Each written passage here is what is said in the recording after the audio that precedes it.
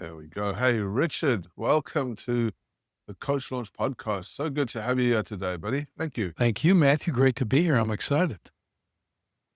Yes, I'm really keen to dive into this. So, ladies and gentlemen, I'd like us to welcome, please, Richard Walsh, the empowering CEO of Sharpen the Spear Coaching, best-selling author of Escape the Owner Prison. With over 30 years of entrepreneurial experience, Richard has dedicated to helping business owners increase clients, sales, and revenue efficiently whilst minimizing the cost. His unique approach, aimed at adding significant value without requiring more time, is ideal for small businesses navigating today's volatile economy. He employs cutting-edge business assessment software and strategic insights to identify overlooked profit opportunities, helping businesses enhance their marketing and sales efforts to maximize growth. Richard's mission goes beyond business enhancement, focusing on helping owners achieve personal, financial, and professional freedom. This transformative strategies and comprehensive training modules offer businesses the tools to generate leads, boost sales, and significantly increase profits. Outside of his business endeavors, Richard is a devoted husband, a father, a U.S. Marine veteran, a champion boxer, a black belt, and an internationally recognized steel sculptor. All right, so Richard, I'm so pumped to learn more about you. Tell me, you talk about being in the Marines, successful, all the way to becoming a successful entrepreneur. That is so inspiring. Can you take us back to a place where you realized entrepreneurship was your calling after leaving the Marine Corps?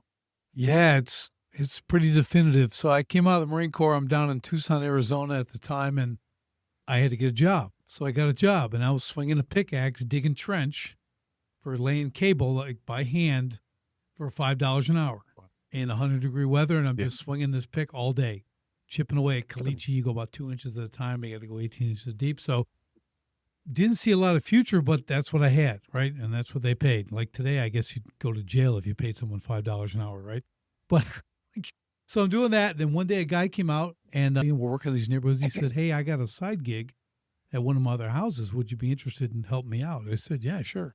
Do anything for money, you know?" So I went there, and he had 35 tons of crushed granite on the street. Whoa. And he wanted the wheelbarrow all the way to his backyard, spread everything else, right? "Can you do that?" I said, "Yeah, I can do that, man. I do this all day."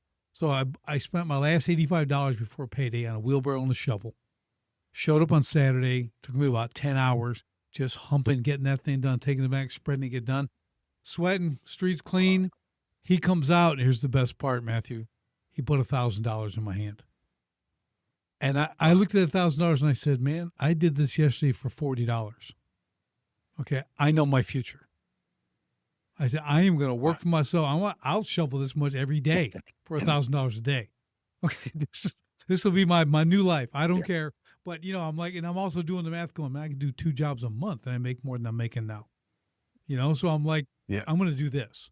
So started the side hustle, doing all that. That actually turned into landscape custom water features. Then my steel sculpture, and that blew up, got really big, got really great.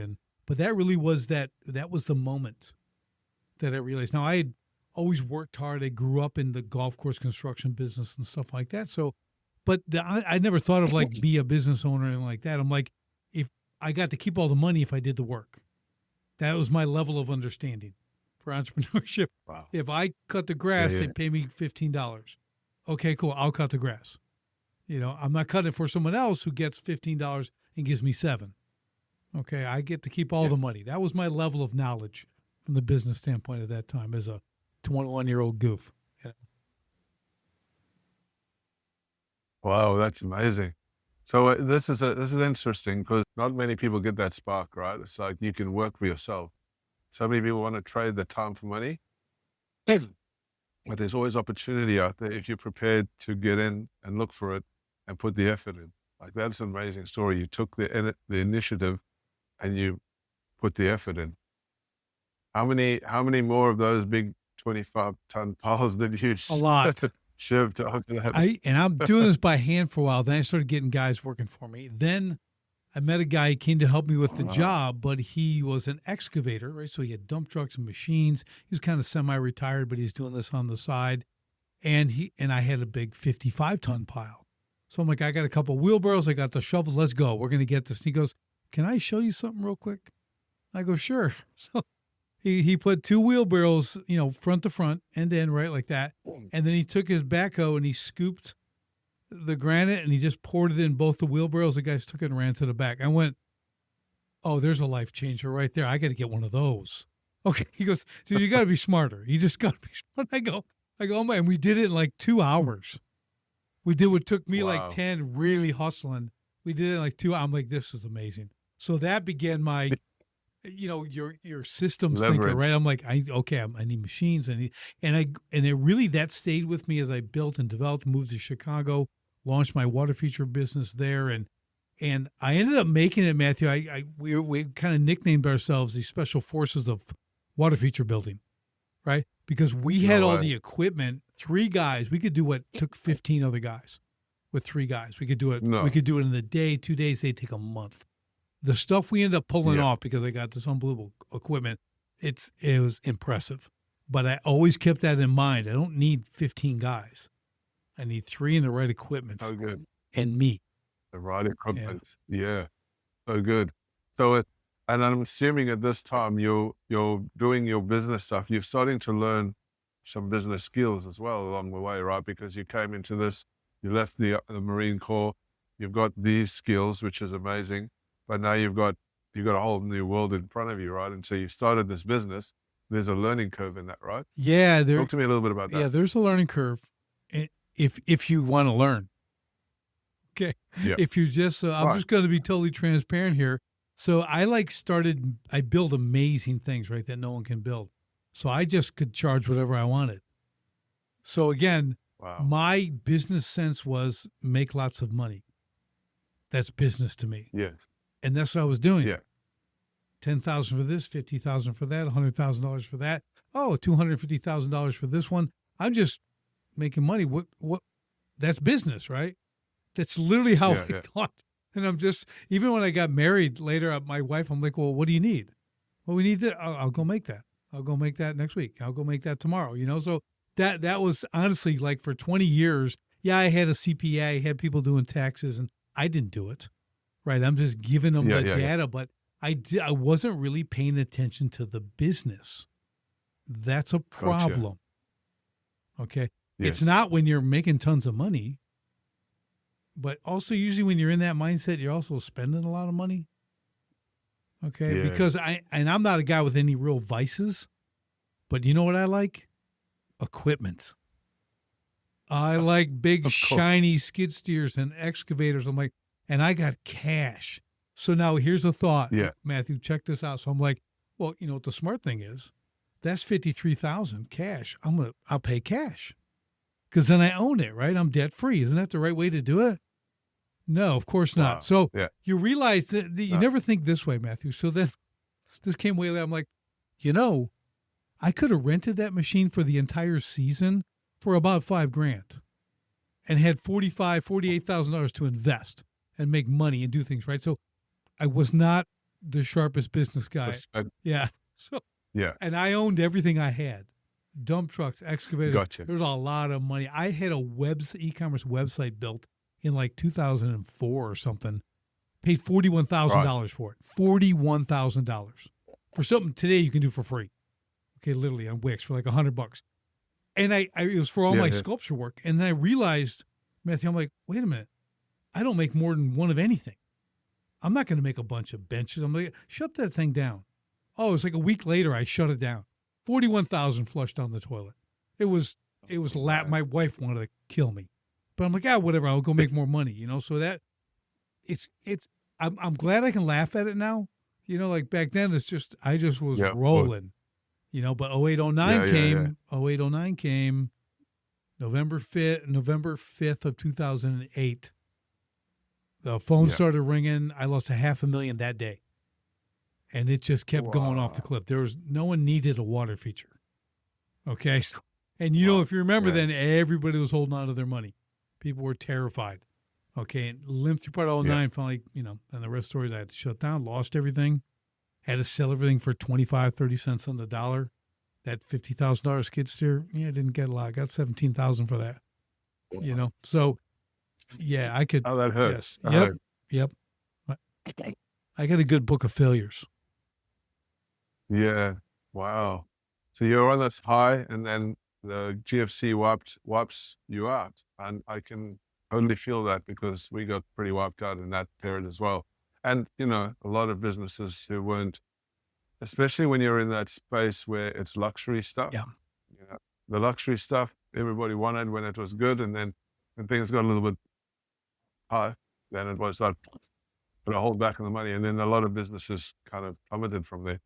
But like you just said, there's a lot of learnings from that, right? Yeah. The war stories, the pain that everyone went through, right? So tell me about that. So you've got all this business going. You've obviously had to let people go, which is frustrating. Is that right? That is right. Everybody had to go. And so where did you go from there? Like, what was the experience? And So, was it lower? well, here's how it worked, right? So we are limping. I'm like, it's over. It was, whether it's 3 months from now or 3 days. I'm like, there's no way we can sustain this. Now, I've had the same guys for 10 years, working for me, the best crews ever, right? They do anything, never miss a day of work. Office manager, all this stuff. I'm laying in bed one morning, Matthew, and I had this epiphany. And I started thinking, if business is first, always, and that's what I was about, the next great thing, another publication, another TV appearance, another award, all this. If I stay on this path, now at this time I had 6 children, 4 years and younger. Okay. Oh, So wow. my wife, our house, all this stuff, right? So I'm laying there thinking, wow, all my kids, when they didn't see me much because I'm out early and I'm home late, right? Because I'm trying to keep this business going. Yeah. One day, my 4-year-old's chasing my truck out of the driveway crying because I'm leaving. All right. And I'm looking at him at the rearview mirror, but I'm like, I got to go. It's business. I got to make this happen. And really kind of ego driven. But I said, my kids don't care how many trucks I have. They don't care what kind of house you live in. They don't care what I do. Okay. They just wanted me to be around. Like they wanted to see their dad. And I'm like, not available. And so the epiphany was, if I stay on this path, I'm going to destroy my children's futures. They're going to have broken marriages, failed relationships, right? Maybe they'll be good at business, but now I know they wouldn't have been if they did what I did. So I'm like, wow. I said, I can't do this. So I got out of bed, went to the office, said, we're done today. We're shutting down. Drove to the construction yard, had my last cup of coffee with my guys. Again, over 10 years with these guys. Said, guys, got to wrap it up, man. Can't do it. I don't know what I'm going to do, but I can't do this. I have become what I do, and I can't let my business own me. I serve it. It doesn't serve me. I said, so I'm letting it all go. And I had no plan, Matthew. I had no plan. Man, that must have been so tough. Like I couldn't even imagine like those conversations. What was it like for you? It was hard because, man, they gave me everything. Now, granted, we pay them. I support families, I like to say, but these guys work, man. They were dedicated. They worked at such a high level. We were so good at what we did. I mean, we built a water feature in a backyard wherever, and it looks like it was there before the house. It's from nature. Wow. I mean, that's how good we were. And then the sculpture work I'm doing, world-class exhibits. We're building stuff that no one could ever do. And now I got to tell these guys we're done in a day, like we're finished. So. Yeah. But I'll tell you, it's been 16 years. I haven't built a water feature or done a sculpture in 16 years. Goodness. Yeah. So there was obviously a massive pivot. Yeah. Let's talk about that. So you're probably in a pretty low place then, and a lot of stuff is going on. What was going on in your mind then? Like what were you thinking? You're at this place. Was there like you wanted to give up, or what was going through your mind? I ain't no quitter. I don't give up. I was going to give up, but I just knew I couldn't do that. We're losing our home. Yeah. Losing my business. Yeah. So I'm just thinking, well, we're going to move. We found a place, moved to Wisconsin. We were in kind of Chicago area, moved to Wisconsin. Yeah. And everyone's like, well, what are you going to do? And I go, I don't know, but I can't do this. So I sold everything, Matthew. Okay. All my equipment, dump trucks, trailers, skid steers, everything, excavators. Now, in hindsight, that might not have been the best way to go, because I could have taken it with me, done some side work, make some money. You know what I mean? But I'm like, I'm going to sell this, get my pennies and go. But I'm not that way. I'm an all or nothing guy, which can be good and bad. So yes, I was none of that, all of whatever. So now we're in the new place and I'm thinking like, what do I want to do? So I need to do something. I love to train people, fitness and everything else. I box, I do all the stuff that you said. So I'm like, well, there's an Anytime Fitness down the road. I'm going to go down and I'm going to go down and just become a trainer. Looks like they need trainers. They don't have any. So sure enough, go down and be a fitness trainer. I get these great programs, start building it. Next thing you know, I'm trainer of the year, Anytime Fitness. I'm like, oh, well, you know what that means to an entrepreneur, right? It's time to open a gym. Okay. So I'm going to go open a boot camp style training gym, which I did. Yeah. Created these really cool, like belt progression programs and stuff you test out and everything else, and they were in 4-person squads and it was really cool, right? Had this place and did that and it was awesome. I got trainers, had them do the work. Cause one of my things, Matthew, was like, okay, I've got 6 kids. We're going to homeschool them all. The whole goal is to homeschool them all the way through, right? Do all this. So if my wife needs me, if she calls me, I need to be there. I need to be able to be there in 15 minutes. That's how I initially how do I build a business like that? You're engineering this environment so that it was functional for your life. Right. So I started figuring out, have a system and build this and they have a process. People come in, they do this, this, and this. I have trainers. They open the door. They get that stuff going at 4 a.m. Right. So they're doing all that stuff. It sounds to me at this stage, you were starting to think more of systems-based stuff, right? You were looking at it, how can I leverage, which is an important context, right? Talk a little bit about that. It really is. So I became a systems thinker kind of by, a necessity, right? Like I wasn't totally but I'm like, as I thought about how do I do this, I go, well, it's like a McDonald's thing. Can I just make systems that are duplicatable? I mean, there's a million Anytime Fitnesses. You're modeling that. Right. You're modeling that McDonald's type thing. Right. Like, and I'm looking at. Did you do it? But I look at all the gyms. I'm like, well, there's like a million of them. I got people coming and going. They're 24 hours. Yeah, they got a 24-hour gym. There's no one there at midnight. There's literally no one in the place, but you can go in and work out, So I'm like, I can do this. I can pull this off. So I did, but I had hours. I had classes. I did all this stuff. And that really started to work well, So I'm like, okay, this is real good. But I also love contracting, right? I like construction. So, hey, I'm going to go start a roofing, siding, window business too, because I can make even more money. So I did that, systemized that, use subcontractors, all that stuff. So I didn't have to get up there and do it myself because I had no desire for that. And I built that out, right? So I got that going. Wow. And then people started asking me, hey, Richard, how did you go from all that 20 years, lose everything, come here, be a trainer, start this, how do you do that? And I said, well, what are you doing? Right. And I started looking at their business and I go, oh, let me tell you what you're doing wrong. Because I did all the wrong things, right? So I started seeing patterns, Matthew. Every business I talk to, they're all doing the same wrong things, with no exception. Okay, so I'm like, okay, so they're all doing. So say that again. They're all doing the same wrong things. So it's kind of okay. Or it's like what are those same wrong things? Or it's like to say they're doing all the wrong things. That way, I can help them. Wrong things. So the things they're doing is again, they're opening the door every day. They're doing too much day-to-day stuff. They're too hands-on in the business, as it says, right? You need to work on it, not in it. But really, it was like this inability to let go of their craft or their trade or that physical, that sense of accomplishment you get if you can build things and do things, right? So I started looking at that and this dedication of not paying themselves. They're last to get paid, okay? And they get paid. They don't get paid what they're worth at all. They're getting a fraction of the money. Everything's backwards and upside down. It's like every single business. But there's ego driving this, right? Like it did me. I got a business. I got this. I'm supporting these families. Yeah, and they're all getting paid first, brother. What about your family? Yeah. Eventually you got to figure out this is a problem. How many years, and this is 5 years in, 7 years in, 10. Because here's what happens, Matthew. you start a business, and we all know, and I have not to this day learned the secret sauce where you don't have to work hard. Okay, when you launch a business, you are going to work hard, going to wear a lot of hats, going to do a lot of things.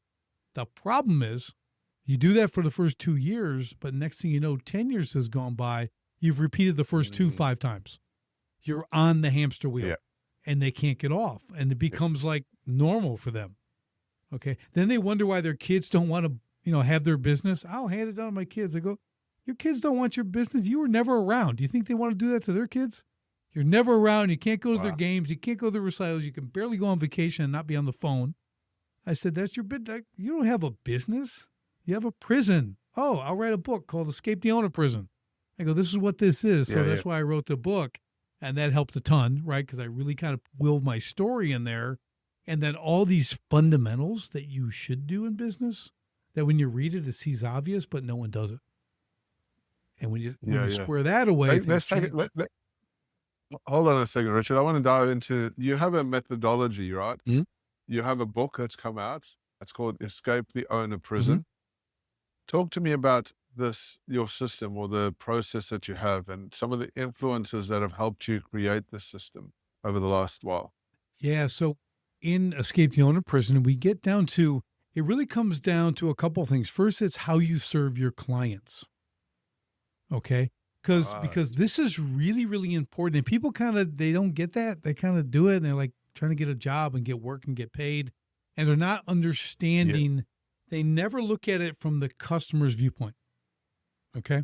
Right. Take construction. Go to any custom home builder or whatever and look at their website. You know who they're talking about? Themselves. Okay. I'm this 40 years. We do high quality. Who doesn't? Okay. I hope you do high quality. No one's advertising they do low quality, right? So they're saying all these things that puff up their own ego. They're speaking their builder language to people who have never built nothing. They haven't built a doghouse, right? They don't know about building. They just want a custom home for $2 million or $500,000, whatever it is. So they totally forget about the customer. They just say how great they are. I'm awesome at this. I do this. I do that. Here, look at the pictures. Because here, I'll give everyone a little secret. I can show you 4 pictures of like a remodeled kitchen, and all 4 are spectacular, right? You'd want any of them you'd want if you could just have one, right? I'm like, okay, well, there's the outcome. Let's go talk to the homeowner. Talk to the friend, man, this is a beautiful kitchen. They go, yeah, well, tell me about it. I go, well, I'd never do it again. That's the usual response you get. It's the worst experience of my life. Dirty. The guys are swearing all the time. Got the music. They never communicate with us. They show up whenever they want. It's just, and they'll give this horror story, right? Yeah, they got a nice kitchen. Yeah. What do they go through? So no one's thinking about the experience. They're not thinking about their customer. They think because it ended well, like you got this great kitchen, that is all good. That's why the pictures lie. You don't know what really happened. Yeah, it's a great. What did it actually take to do that? And you can only, and don't ask the contractor, ask the homeowner. They have a totally different viewpoint. See, so we really had to flip that and start looking from that direction, understanding what they see, what they interpret. And again, let's say they're in their 50s. Maybe it's their second or third house. It's not their first rodeo. Okay, they know what's involved. And if you can promise and deliver a world-class experience instead of just a great outcome, they love you and tell all their friends, right? Because that's your focus is them, not the house. I mean, it is the house, but it's them. They're the owners of the home, man. They're the king and queen, baby. I mean, you got to treat them like royalty. So how are you bridging the gap? How does your system bridge that gap? So what we do is we start to analyze like what you specifically do. What's your process? What's your systems? I mean, homes are different, but they're a home. When the phone rings, what happens? Someone calls, ring. Hi, Richard, I need a custom home built. What happens? What's the whole process? I have a flow chart I created just for the sales process of like a rope. It's 33 33 boxes with Yeah. arrows. They say this, you go here, you go here, you go here, you do this. After you Oh, no. sell it, close it, complete the job, then there's gifts and there's this and this, right? Hold on a minute. I love that. Let's take a minute and dive into that. So you have a checklist or a script or a flow of words that are used in a sales process for people that are selling their services, trade services, that is detailed enough to know that when somebody says this, you say this. Yep. And when somebody says this, you say this. Wow. My head is just blown. Because so many people struggle with sales, that piece alone, I think, would be worth hundreds of thousands of dollars, Yeah, right? Because it is everything in the business, right? What do I say on the phone call? I love that. That is amazing. Yeah, it's Talk to me a little bit. How did that come across? How did that come well, about? I'm thinking systems. I was Yeah. a really good salesman. I could sell things. I sold memberships. I sold Right. $200,000 ponds in people's yards, Right. right? So Like, this is from your sales experience over the years selling to other people, yeah, right? because Selling your stuff. yeah, I'm like, I don't want to lose any bid. Like, I got so good at my Yeah. water features, Matthew, like, and I'm just saying I can brag because it's been forever, but like if I roll up to a home to give them an estimate, air quote an estimate here, and there's some other landscaper coming out who's giving them a water feature estimate, they see me in my truck and I get out, they're coming out of the house, I'm about to go in, their heads are down. They're like, we ain't getting this one. Because I opened up a portfolio and there's no competition unless they can't afford Yeah. me, right? Like I'm Yeah. taking this one, right? So I got really good at not just showing my pictures, but really I could paint the picture. I could do the whole thing and bring them through the whole process, get Right. that close. Yeah, Here's yeah. where we're going to start. So I said, well, let me develop that. And sales is everything, right? That part of the business. So many people in the trade industry or the service-based industry, they don't get that. And I love that you're bringing this. And that kind of tool, wow, that's amazing. Yeah, it's Next level. sales is the fuel for your economic engine. Your economic engine is your So good. business, right? No fuel, no run. You don't go anywhere. Okay, so like you got to have the fuel, and that's your sales. Okay, we got to understand So that. then you got the fuel, right? You got the engine, which is your business. But there's a reason why people do their business, right? And I think from what I can tell from what you're doing is helping people with the system so that they can step away from being the person doing all the work. Right. Is that correct? Correct. Am I reading that right? No, that's exactly right. That's our goal. So I call it working on their 5%. An owner has Working on that 5%. Yeah, the owner there's 5% in the business that only the owner can Yep. do. Vision, Yep. big growth, where are we going to go? Director, the captain of the ship. The captain's not working on the Yeah. engine, right? He's Yes. he's charting the map. Where are we going? Who we're getting there? Who's taking this shift? Who's that? Like you're steering. They barely even steer the ship, right? They're just walking around on the bridge and they're making sure everybody else is doing what they're doing. That's the 5%. They reel in the big clients, right? So we have a thing called Yeah. strategic vision, where we really build out where's the company going in the next 18 to 24 months, and how does everyone inside this Wow. company, how are they the hero in that part of the journey? So we build all this out so everyone knows exactly what they do, how they do it, why they're doing it, right? And they can actually win every day in their positions, right? So you got everyone working for purpose, because people want purpose, they want recognition, they want quality pay, in that order. Yeah. Okay. So So good. Yeah. And what happens if people don't do this type of stuff? If they don't follow a process or they don't have systems in their business? What have you seen out there that goes wrong? So, well, they make money. I'm air quoting money, right? But they're making a little more, than they would if they work for someone, but they have all the headaches, right? So what it is I'll take it down this road. So I compare it to like your business. It can be it's the mistress. Okay. It's always calling you. It always wants you to sneak over at night to do one more thing, right? It wants your time. It wants your attention. It's going to constantly pull you away from your family, from your loved ones, because you need to go fix this. Oh, I wonder who's not going to show up tomorrow, and I'm going to have to do that. Oh, I wonder, did we get the payables? Did we actually collect that money that I finished those a month ago? Did I ever get that money? Like you don't even know where your Yeah. receivables are. That's the mistress. And it just, Okay. and you know how many businesses ruin families? Like it's Yes. unbelievable, Yes. that entrepreneurial journey when you're doing it the wrong way, like all the stuff we're talking Wow. about. It, I can't tell you, man. And this is why I do what I do, Matthew. Like I save Yes. families. I had a client's wife Wow. call. I said, Richard, I got to tell you, we just spent 2 weeks on the beach with all 5 kids. He was never on the phone. He was totally present. I thought, she goes, in 8 years, never thought that was going to happen. And I'm like, that's why I do Yes. this. You know, making money doing this. He can be present. He's not thinking about that. Just, you know, we started, he's doing 12 jobs at a time and he couldn't do any of them. And it's just, you know, the chaos. You know, people get Yeah. comfortable in that chaos of running the business because they feel like they're the firefighter. I'm putting this stuff out. I'm saving things. Why everything is actually burning at home.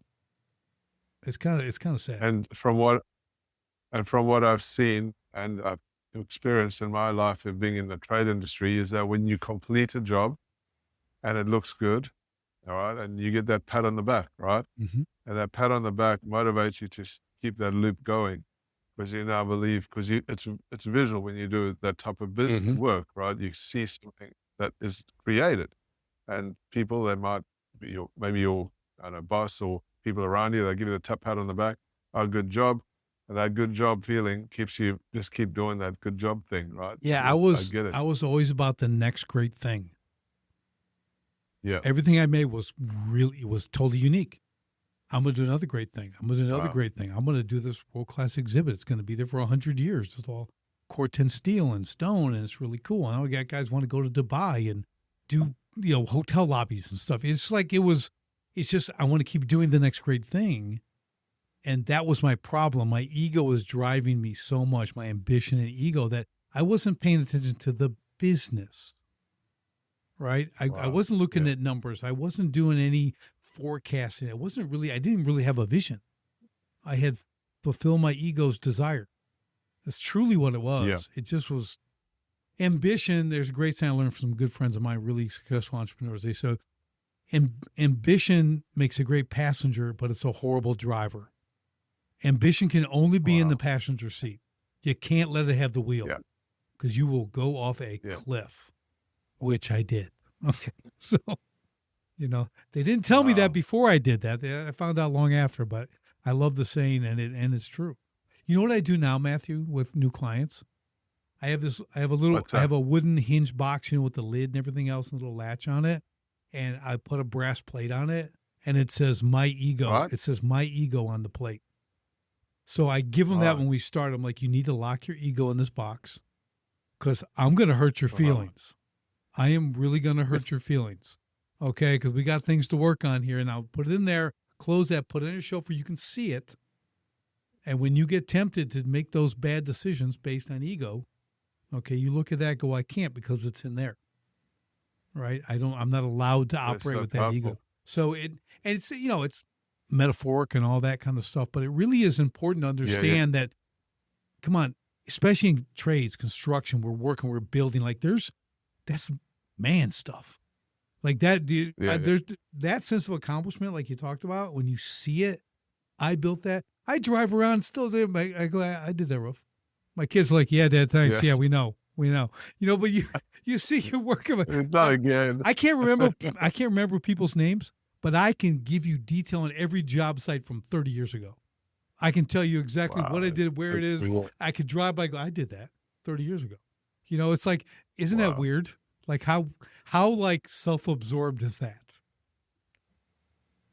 I understand that. Totally understand that. And so you're helping people scale with their businesses. You're helping them win back time so that they can grow more efficiently with all these systems that you've developed. You have a coaching program or a program that's called Sharpen the Spear. Could you walk us through some of the key components of what you do and how you help people in that with your program? Yeah. So there's 3 things I ultimately want to accomplish with a business. Okay. Profit, freedom, and impact. Okay. I have to start with profit because if you don't have any money, you're not going to have any freedom and you certainly aren't going to make any impact. Right. So I'll come in again. We'll look at the business. I can analyze. I can do deep dives. I can do multiple levels of things and show them instantly, listen, I can double your profits without additional marketing or ad spend. Just by what you have, Wow. you're leaving it all on the table. So common. Little tiny incremental changes in a number of areas, and all of a sudden your profits are doubled in a really short period of time. I'll give you one quick example. Oh, I will go in and say, we're going to begin by cutting costs. Everyone's like, well, I'm pretty good with that. I'm sure you are. But let's see what Yes. happens. We print out line by line. One company, I saved $49,000 what? in cost. $49,000. Okay. Pretty much almost paid for the whole coaching program. I'm almost free now for them. That's the first 3 weeks. Yeah. That's the first 3 weeks. Okay. So like, Eric, we got that now. Because you know what most businesses in general, but I'll say definitely in the trades and construction, cash flow is what kills them. There's Yeah. money, but there's no access to it. Oh, I get a draw Yeah. in 30 days. Oh, I get, that's going to pay for the next job pays for the last job. They're in that evil cycle of just, I hope I get another job because I got to pay for that one. They're putting out money for materials and doing all this stuff, and there's no cash flow. But that's because Robbing Peter to pay Paul, right? That's it. So we want to go and say, look, there's lots of money here to be made. You're not keeping it. They're lost. They're hidden profits. The hidden money is what keeps them stuck, unable to grow, right? Stealing their freedom and time, So I just help them take that back. So finally they can really move forward. You need that engine, you need the fuel, right? So not just sales, but you got to keep more. Your margins are wrong, right? There's all these things. Like, when was the last time you raised your prices? Oh, I don't know, like 5 years ago. What? You know how much a hamburger costs today? Like, you raise your prices. I'm like, so we walk through things again. Yeah. They're so in it, Matthew, that they can't see it. It's that can't see the forest for the trees. They're And sometimes they're afraid to raise their prices because they feel they're not going to get clients. and look, Right. yeah. And can I give you the quick math on that? How I show them it's wrong. Okay. So let's say you have a gym. We'll take the gym example, right? And say I have 300 clients. I have 300 members that come to the gym and they pay $60 a month. Okay. I'm like, okay, I need to raise my prices. I'm going to go to $64 a month. Okay. That increase, that $4 increase, you know what that gives you? $1,200 of profit additional every month. Wow. That's a house. That's That's a huge. mortgage, right? You pay your mortgage or something with that, right? Yeah. Buy the car you've always wanted, Wow. whatever, right? $4. Now, are you going to lose some clients? Probably, but they'll be the clients you don't want anyways, right? So you'd have to Gotcha. you'd have to lose 63 clients. 63 of your 300 would have to leave because of the $4 a month. And you'd still make the same money as before they left, before you raise your prices. So you could lose 63 and still be making the same money at the new price, right? That you were making at the old price with 300. Yeah. Okay. Now Yeah. you're never going to lose that many clients, especially if you're doing a good job driving the value. But look what it did for you. $1,200 a month, right there, $4 a month, right? Simple. And that's just one thing. And That's just one thing. That's one thing. And then, there's so many things. Like we talk about discounting and all kinds of stuff that I don't let anybody do. So it's a fascinating, these little things that add up. It is. I'm pretty sure the listeners here would want to understand this. But you're talking about hidden profits, right? Mhm. And you just highlighted one of those. What are some other hidden profits or hidden markers that people can look at to unpack that profit? So let's talk discounting. Okay. You got a product or service. Hey, I'll give you 10% off. Okay. It's a $100 product. Cost of goods sold, COGS, $70. So I can make it everything at $70. If I sell for $100, I make $30. Okay. Yeah. 10% discount, I get $90. Still cost me $70. I only make $20. Do you know how much at that 10% discount I have to sell to equal the previous price of the $100? Almost 50%. I had to sell twice as much to make the same money as before, and that's only 10%. Goodness. Okay. Me. No one only does 10%. And here's the kicker that I want everyone to understand. A buying decision, this is all done by massive studies, is not affected until you hit 40% in the discount. It's not going to change someone's mind whether they get it or not till you hit 40%. Can you say bankruptcy? Oh, you're doing that, right? I know, So right? these things, like you don't discount. I don't allow it. We increase the value. We bundle. We add more. We do simple things like that, but we're always driving value. Remember when I said see it from the customer side? They can get more. A discount is money. Wow. I mean, like 10%. No one's going to say no to 10%, but it didn't affect. They're going, oh, great, it's a gift. It's not, oh, I'll get it now. It's 10%. When you go to buy a car, let's say the car is $30,000. Okay, you look at it and go, well, you know, if it was $30,100, I wouldn't buy it. Do you think you make a decision like that? Right? You don't. You're not going by the dollar amount. It's new car smell. I look cool in this thing. It drives. It starts every time like mine doesn't. Right? Like it can get me to A to B effortlessly, man. I'll be the envy of all my friends. You're never talking about the money. You're talking about all the benefits it gives to your life. So we have to understand that in business too. That's the stuff we have to drive. Are you driving real value? I mean, I'm talking double and triple the value. Because if you can give them 3 times, 4 times as much value, you can charge double the price. They won't even hesitate. Man, you're speaking my language. Yeah, man. You got to when you're competing on price, you're losing the game. Yeah, right? you're racing. You're competing on value. Yep. You never lose. Right. Yeah. And I tell people like this. Look. You need a new furnace for the house. We're in Wisconsin. It gets really cold here in the winter. 20, 30 below, all that stuff. But my furnace is out. So, do I really care about how many BTUs it has and this technology and the venting? I could. You know what I want to know? Can I sit here in my living room with my 5 kids playing a game, not wearing 3 layers of sweaters, 2 pairs of socks, and a blanket in the winter? Can I be in shorts and a t-shirt, be warm and comfortable? That's what I want. Can you tell me that's going to happen? Yeah. Because I'm not excited about BTUs. Okay? That's why the price of you have to sell this stuff different, right? You have to understand, you got to think about the customer, right? You're all about it because you're a furnace guy. You think it's, no furnace can put out, this is the one, who cares? They really don't care. No one cares. Okay.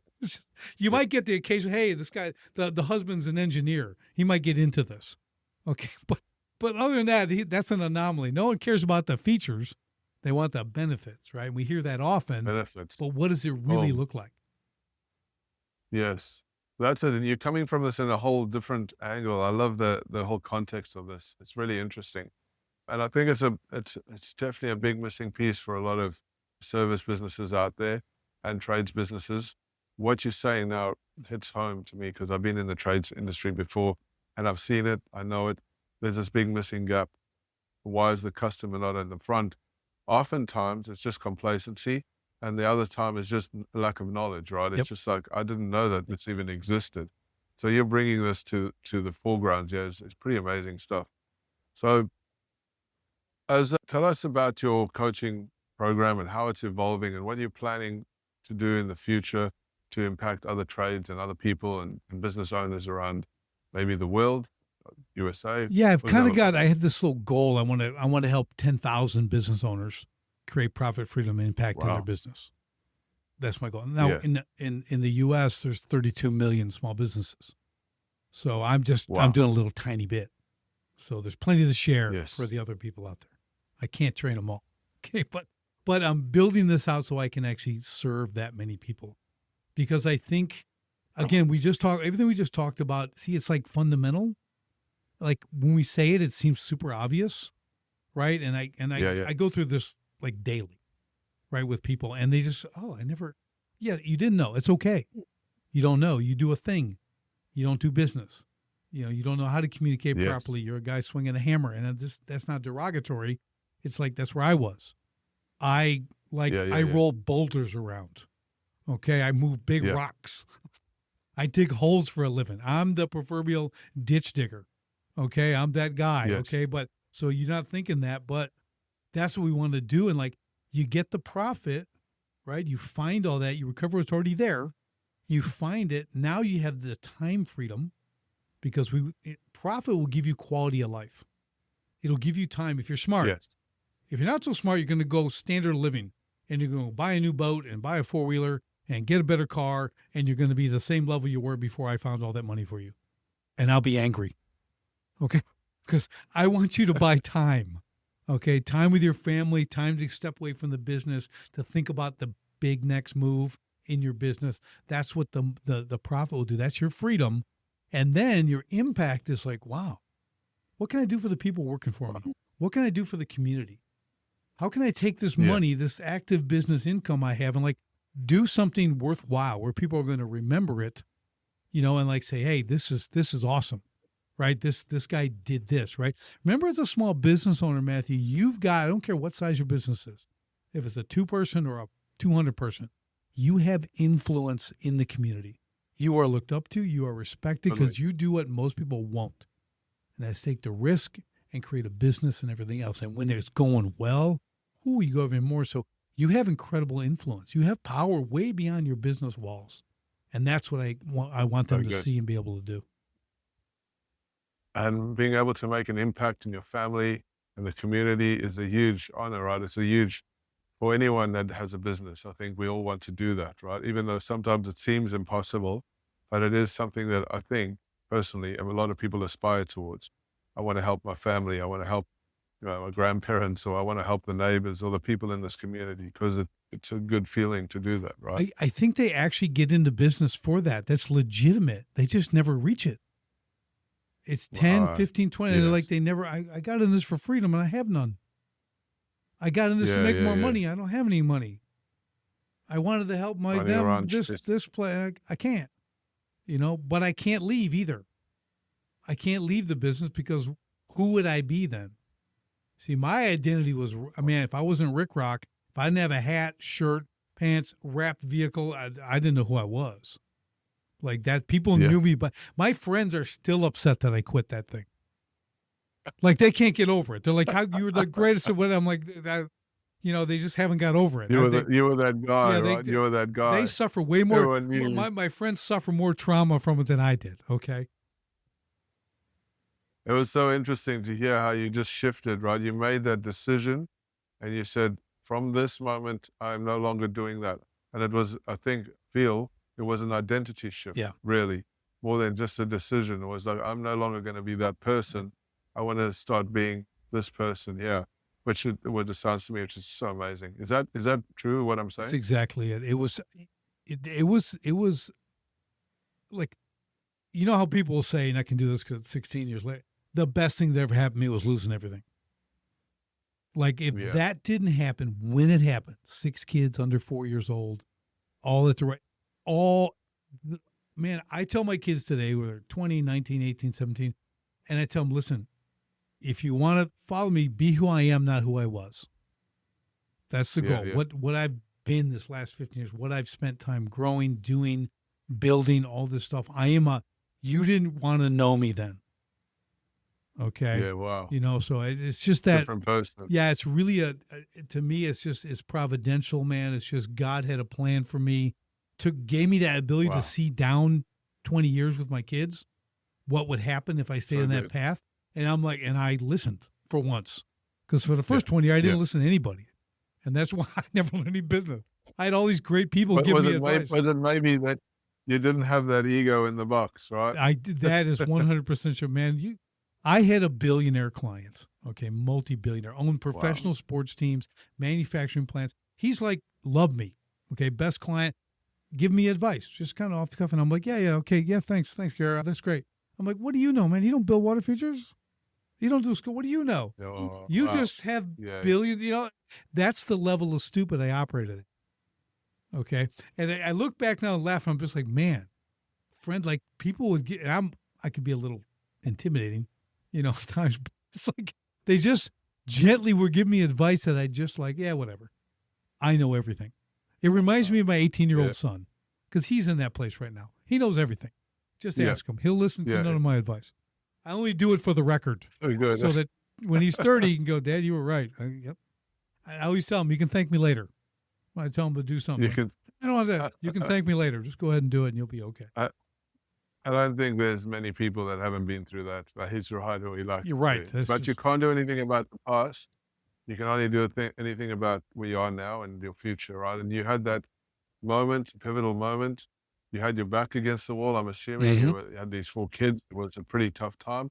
And you've broken through, built a successful business. You now help countless people in the space, like service-based industries, to grow, scale their businesses. Like, that's amazing. And I honor you for that, because that's, it takes commitment. 10,000 people you want to help. It's huge. And that's a bold statement. I've often see people doing that at the 1,000 mark, but 10,000, Yeah. that's a big, bold statement. And that's pretty awesome. Now, for the listeners out there, and this has been an honor, by the way, listening to you talking about your journey and the stuff that you've been talking about. But for the listeners out there who are eager to uncover their own profits and find out what's going on, what would be the steps that they should be taking in their business right now to think about tapping some of the hidden profits? What are the next steps they can do after this? Well, After this. I will tell you what I didn't do my first 20, I'm going to tell them to do now. Okay. Cool. Again, 20, 30 years ago, 1990, you didn't have coaches available. Unless you're like a C-suite super executive and you're paying $1 gazillion for some guy to help you. But today, you need to ask for help.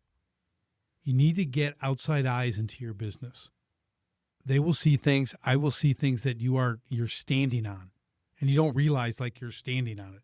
Like literally like money. Like imagine you look down and you don't see anything. I go, well, if you'll step to the side, I'll show you. There's 10 grand under your shoe. And you're like, what? You're standing on it. You know what I mean? That's how you got to think about it. You bring in the outside eyes, and we compress time. All those mistakes I talked about, all that stuff, the book, that's time compression. I'll take 10 years and I'll put it into one. Imagine saving 10 years of bad decisions, costly mistakes, and possibly losing your whole business. Because you go, I'm going to invest in someone who knows what they're doing, who can look at me, look at my business objectively. It's not my child, that's your child, right? Yeah. I'm going to tell you straight up, your child's out of control. Okay, Wow. it's become normal to you, with the little tyrant running around, okay, running things in the house. It ain't normal, okay, but I will share that with you, right? We're going to straighten this out. We're going to do it quickly, okay? We're gonna go tactical. We're going to put these fires out, then we're going to permanently fix them. That's the systemization. So when you have something that flares up, and everyone's coming into your office, there's this problem, and you go out and fix it.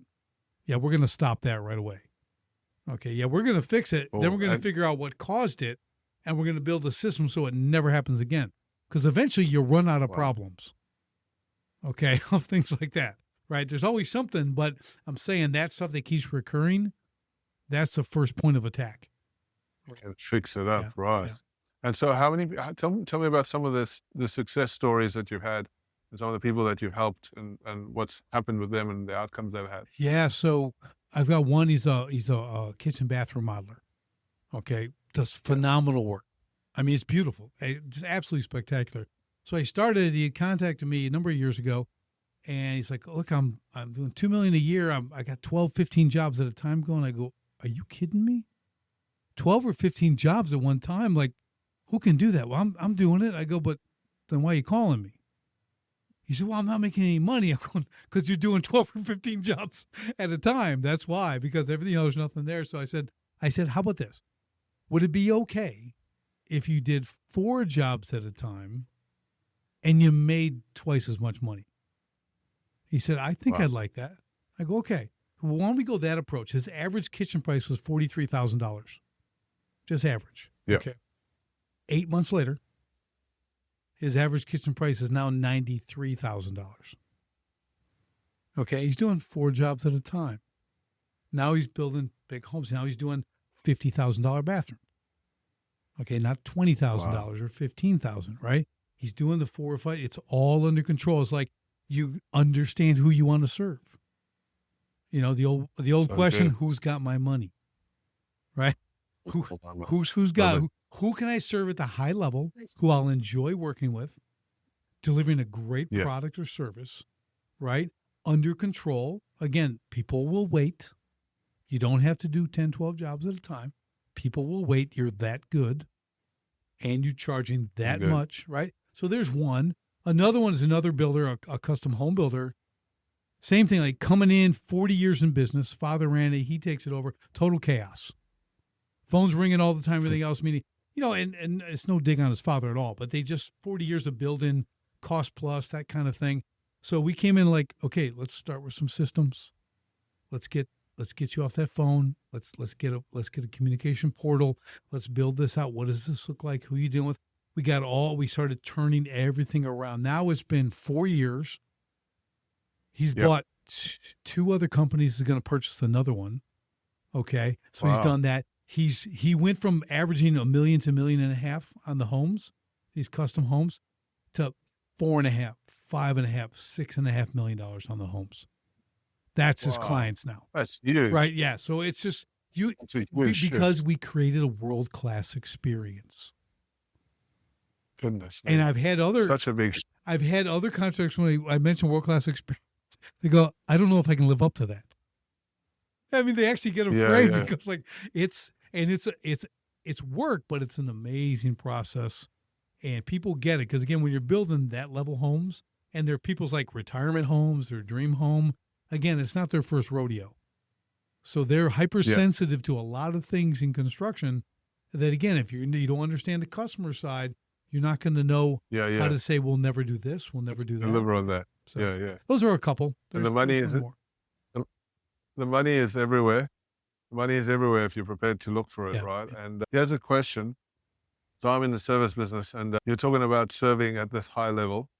One of the things that comes to my mind is that I don't think I'm going to be good enough to do that. How would you approach that? I said, well, we all lie to ourselves. That's human nature, and that's what you're doing right now. Okay. Tell me why you can't do that. Well, I wouldn't know how. Okay, well, that's fixable. Yeah. I don't know a lot of things. Okay. But if I want to know something, I can figure it out. I can look it up. I can do Chat GPT. I can do anything I want. I can do whatever and get my answers. So that's not an excuse. That's just your own fear. You don't want to get uncomfortable. You don't want to do something new. You've been in coast mode for too long, which is failure. There's only two directions, right? Yeah. There's forward or backwards. There's no maintenance, ever, never, ever. You're growing or you're dying. That's it. So that's what I would encourage them with. Okay. I'm a little bit kind of bold with that, but like, I will show you. Like, you can do it. You just got to sit down. And when you're stuck in the business, Matthew, you don't get time to use your brain power. You are strictly a doer. You do this and do this and do this. And that's giving you the dopamine hits that keep you going. I accomplished this. Look, I built that. I did this. Oh, I got that finished. I did this. You're not taking a day to sit and dream. What could this business be? What could it really be? Good. Why did I actually start this? It wasn't to make a little more money, because, man, this is a nightmare. Okay. I go work for someone and be happier, right? So, like, you got to take that time to get back, and then that's when we create that strategic vision. What does it look like? Where do you actually want to go, and how do we get there? That's your job as a captain of the ship. How do we get there? Remember the map and the compass, and we're going to put, but you're not doing that. You're down tinkering with the engine. Okay. And you're not looking at where you're going, and you're going to, going to crash into something. Right. So, and just real quick. So I was sailing down in Florida in the Biscayne Bay. We're on this big 60-foot sailboat. We're just going along. All of a sudden, I mean, you're talking the ocean, right? Everything's open, wide open. There's a guy in this little boat who's like looking at his GPS or whatever it was, just about like T-boned us. I'm like, we got this whole ocean. Okay. Here's the guy distracted on his phone. And we're like screaming at him, right? Like he's heading right for us. So sometimes we just we're so into our thing, we can't see what's around us. A 60-foot boat, you're in a 20-foot boat. And you're like almost crazy. That's not going to be good if they collide, right? If they collide, that's not going to be good. Right? You got to get a coach, get someone who's going to help you see that full forest, right? See the things you're doing, quick corrections. You're agile. You're a smaller business. I love small to medium-sized business because they're agile. I can't turn the giant ships around. They take too long. Not interested. Yeah. Okay. I want these guys like, you can do this. We can shift this, do this. I can cut here. We can add here. We can do amazing things. And in a very short period of time, it's almost like it'll be an unrecognizable business in a good way. It's so good. So much value bombs here. I love it. So talk to me about you're just about to mention a third case study or success story that you've had. Is that true? You had somebody else you wanted to speak about? Yeah. So I had someone in a completely different industry, right? It's the medical industry. They actually are audiologists, right? So the hearing doctors and all that stuff. Woman, awesome practice, right? She really does stuff right, but it's like growing that is difficult, right? She's got a couple different offices and you got to have doctors. So one of the biggest issues was articulating like, what's the real vision? How do we really run this? How do we get everyone on the same mission to fulfill this where they're happy to come to work, right? Like they kind of happy, but like really like they want to be at work and they're fulfilled and they understand the purpose and they all work together. So we did that with her and created this strategic vision. And it's a detailed thing. I'll keep it real high level, but basically when she got done with that, the people are like, and it's primarily women who work there, right? Because that's pretty much the culture, right? Yeah. So, I mean, people are like, when she rolled this out, people are like crying because there's so much purpose. Wow. There's so like, they see exactly where they belong, what they're going to achieve together and all this stuff. Really, really cool. But then she had one of her doctors at another office was having a bunch of issues at home with her mother and other things like that. She felt so bad. Okay. She actually stepped down from the position. This is not some $10 an hour position. You're a doctor. Like, because she felt she was not fulfilling the strategic vision and she was bringing the whole team down. So she actually stepped away because it was that solid on that team. Now you got to get someone to replace, go through the process and everything else. But that kind of commitment from the people who work with you and for you, that's powerful. And you can do that at any business at any level. We do it all the time. And it is breathtaking what it does for the internal aspects of the business. It's really, I never would have, and literally we roll it out and dudes are like tearing up and everything. It's just like, this is, because listen, That's game changing. Right? Everybody wants to work. Well, almost everybody. Yeah. Okay. But for the most part, but they also want to be fulfilled. They want purpose, recognition, quality pay in that order. If they don't have purpose, they never leave because of the money. If they tell you they're leaving because they're going to go make more money, they're lying to you. It's because you are not a good boss. Okay, you are not doing the things that they need. Because if it was money, they'd sell you out for 50 cents an hour and move down the road. It's because you don't have the purpose. Yeah. You're not recognizing them for what they do, both good and bad. Yeah. Quality feedback. Yeah. Helping them if they're doing something wrong, get them back on track. Those two things. Yeah. Yes, everyone wants quality pay. We all want to make money, but they want the first two.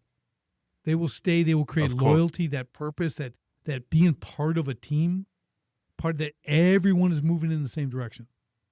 And when you let someone go, it's because they're not fulfilling the strategic vision, not because they're incompetent, even though they may be, right? But the real reason is you're not fulfilling the strategic vision. So that was a big game changer for her business. Just brought peace. What was the game changer? Was there financial game change in that? There was, because that was kind of our next step. Like, what are we doing? What are we keeping? How are we serving? Because you got insurance and you got all these different elements when you're doing stuff like that. The free hearing aid, this. So we really fine-tune that, looking at costs. What are we spending? What are we doing? How can we charge? What additional service and product can we offer? Can we bundle?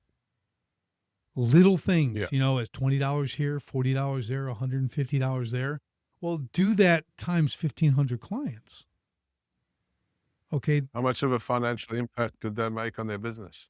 Going from about 1.5 million to about 1.8 in a year. Wow. So that's $300,000. Really, and that's profit. Yeah. That's not revenue.